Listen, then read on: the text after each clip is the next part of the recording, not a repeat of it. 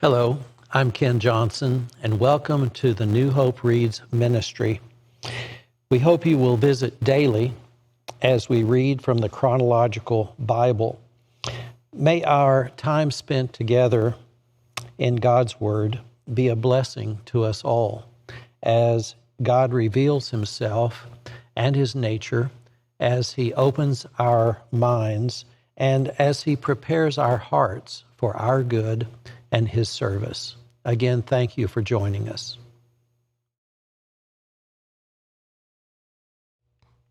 Jun-06, Ecclesiastes 1, starting at verse 12.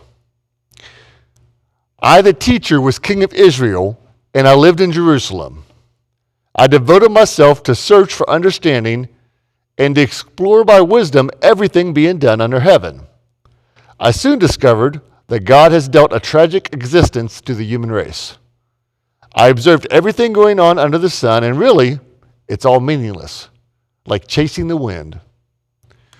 What is wrong cannot be made right. What is missing cannot be recovered. And I said to myself, look, I am wiser than any of the kings who ruled in Jerusalem before me. I have greater wisdom and knowledge than any of them, so I set out to learn everything from wisdom to madness and folly. But I learned firsthand that pursuing all this is like chasing the wind. The greater my wisdom, the greater my grief. To increase knowledge only increases sorrow. I said to myself, come on, let's try pleasure. Let's look for the good things in life. But I found that this too was meaningless. So I said, laughter is silly. What good does it do to seek pleasure? After much thought, I decided to cheer myself with wine. And while still seeking wisdom, I clutched at foolishness. In this way, I tried to experience the only happiness most people find during their brief life in this world.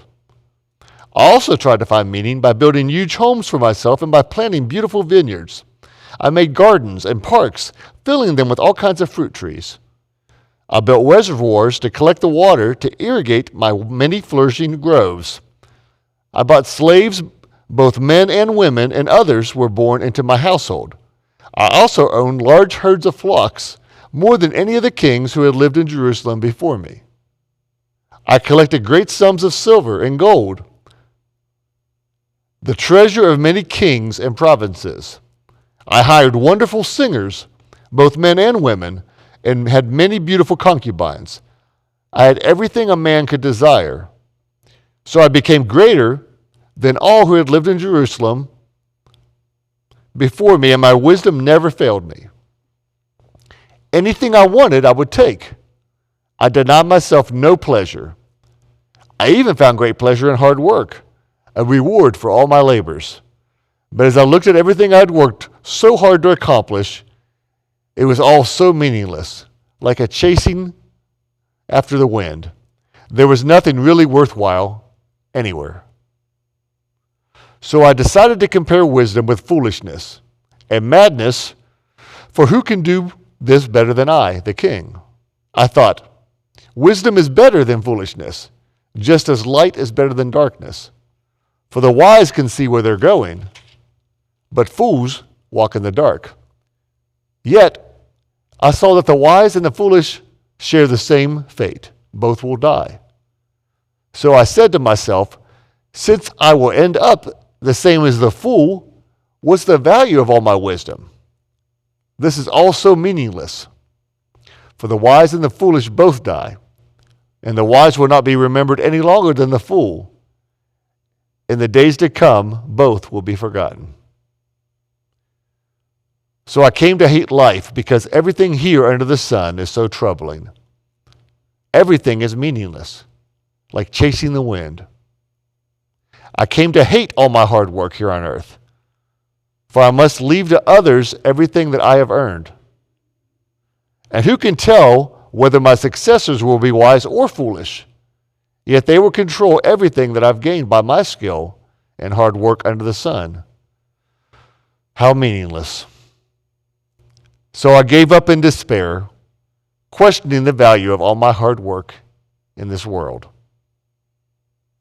Some people work wisely with knowledge and skill, and then must leave the fruit of their efforts to someone who hasn't worked for it. This too is meaningless and a great tragedy. So what do people get in this life for all their hard work and anxiety? Their days of labor are filled with pain and grief. Even at night, their minds can't rest. It's all meaningless. So I decided there's nothing better than to enjoy food and drink and to find satisfaction in work. And then I realized that these pleasures are from the hand of God. For who can eat or enjoy anything apart from Him? God gives wisdom, knowledge, and joy to those who please Him. But if a sinner becomes wealthy, God takes that wealth away and gives it to those who please Him. This too is meaningless, like chasing the wind. For everything there's a season, a time for every activity under heaven, a time to be born and a time to die, a time to plant and a time to harvest, a time to kill and a time to heal, a time to tear down and a time to build up, a time to cry and a time to laugh, a time to grieve and a time to dance, a time to scatter stones and a time to gather stones, a time to embrace and a time to turn away, a time to search and a time to quit searching, a time to keep and a time to throw away, a time to tear and a time to mend, a time to be quiet and a time to speak, a time to love and a time to hate, a time for war and a time for peace. What do people really get for all their hard work? I've seen the burden God has placed on all of us. Yet God has made everything beautiful for its own time. He has planted eternity in the human heart. But even so, people cannot see the scope of God's work from beginning to end. So I concluded there's nothing better than to be happy and enjoy ourselves as long as we can. And people should eat and drink and enjoy the fruits of their labor, for these are gifts from God. And I know that whatever God does is final. Nothing can be added to it or taken away from it. God's purpose is that people should fear Him. What is happening now has happened before, and what will happen in the future has happened before, because God makes the same things happen over and over again. I also noticed that under the sun there's evil in the courtroom. Yes, even the courts of law are corrupt. I said to myself, in due season God will judge everything, both good and bad, for all their deeds. I also thought about the human condition, how God proves to people that they are like animals. For people and animals share the same fate. Both breathe, both must die. So people have no real advantage over animals. How meaningless. Both go to the same place. They came from dust. They return to dust. For who can prove that the human spirit goes up and the spirit of animals goes down into the earth?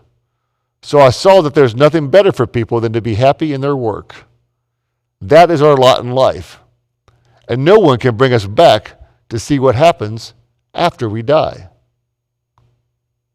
Again, I observed all the oppression that takes place under the sun. I saw the tears of the oppressed, with no one to comfort them. The oppressors have great power, and their victims are helpless. So I concluded that the dead are better off than the living. But most fortunate of all are those who are not yet born, for they have not seen all the evil done under the sun. Then I observed that most people are motivated to success because of their envy for their neighbors. This too is meaningless.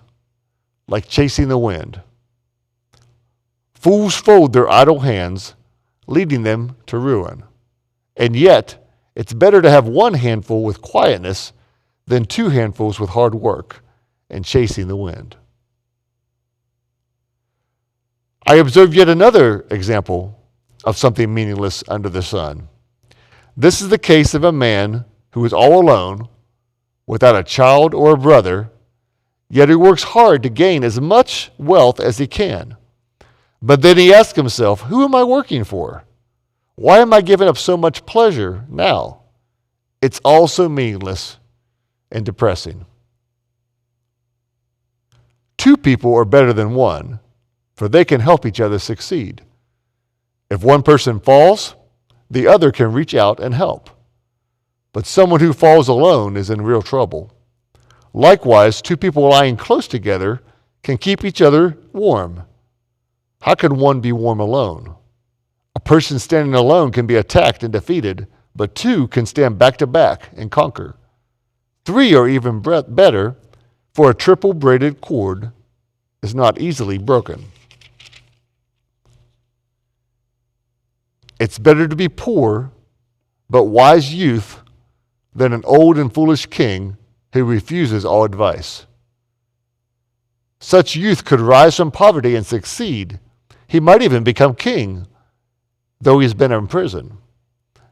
But then everyone rushes to the side of yet another youth who replaces him. Endless crowds stand around, but then another generation grows up and rejects him too. So it's all meaningless, like chasing the wind. As you enter the house of God, keep your ears open and your mouth shut. It's evil to make mindless offerings to God. Don't make rash promises. Don't be hasty in bringing matters to God. After all, God is in heaven. You are here on earth. Let your words be few. Too much activity gives you restless dreams. Too many words make you a fool. When you make a promise to God, don't delay in following through, for God takes no pleasure in fools. Keep all the promises you make to him. It's better to say nothing than to make a promise and not keep it. Don't let your mouth make you sin, and don't defend yourself by telling the temple messenger that the promise you made was a mistake. That would make God angry, and he might wipe out everything that you've achieved. Talk is cheap, like daydreams and other useless activities. Fear God instead.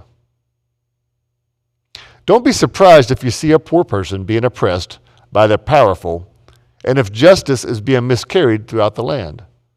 For every official is under orders from higher up, and matters of justice get lost in red tape and bureaucracy. Even the king milks the land for his own profit. Those who love money will never have enough. How meaningless to think that wealth brings true happiness. The more you have, the more people come to help you spend it. So what good is wealth except perhaps to watch it slip through your fingers? People who work hard sleep well, whether they eat little or much. But the rich seldom get a good night's sleep. There's another serious problem that I've seen under the sun. Hoarding riches harms the saver. Money is put into risky investments and then turns sour, and everything is lost. In the end, there's nothing left to pass on to one's children.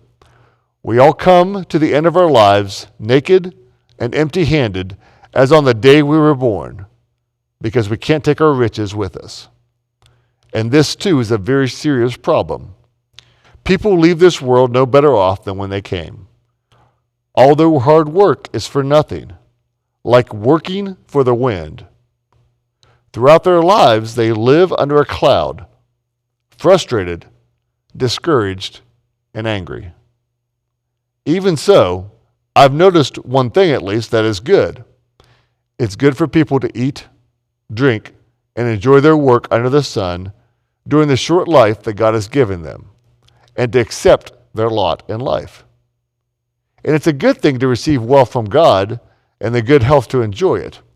To enjoy your work and accept your lot in life, this is indeed a gift from God. God keeps such people so busy enjoying life that they take no time to brood over the past. There's another serious tragedy I've seen under the sun, and it weighs heavily on humanity. God gives some people great wealth and honor and everything they could ever want, but then he doesn't give them the chance to enjoy those things. They die, and someone else, even a stranger, ends up enjoying their wealth. This is meaningless, a sickening tragedy. A man might have 100 children and live to be very old, but if he finds no satisfaction in life and doesn't even get a decent burial, it would have been better for him to be born dead. His birth would have been meaningless, and he would have ended in darkness. He wouldn't even have a name, and he never would have seen the sun or known of his existence. Yet he would have had more peace than growing up to be an unhappy man. He might live 1,000 years twice over, but still not find contentment. And since he must die like everyone else, well, what's the use? All people spend their lives scratching for food, but they never seem to have enough. So are wise people really better off than fools? Do poor people gain anything by being wise, knowing how to act in front of others? Enjoy what you have rather than desiring what you don't have. Just dreaming about nice things is meaningless, like chasing the wind. Everything has already been decided. It was known long ago what each person would be, so there's no use arguing with God about your destiny. The more words you speak, the less they mean. So what good are they? In the few days of our meaningless lives, who knows how our days can best be spent? Our lives are like a shadow. Who can tell what will happen on this earth after we are gone? Hi there, and welcome to New Hope Reads. I'm Mark Ruff, and we are delighted that you've joined us to share in the reading of God's Word. It's very important that we share this together and be in God's Word daily. And by the way, we'd like to invite you to join us here at New Hope Church of Christ anytime you get a chance. Sunday mornings, we have classes at 9:30. We have worship at 10:30, and you can join us live or online. Have a blessed day.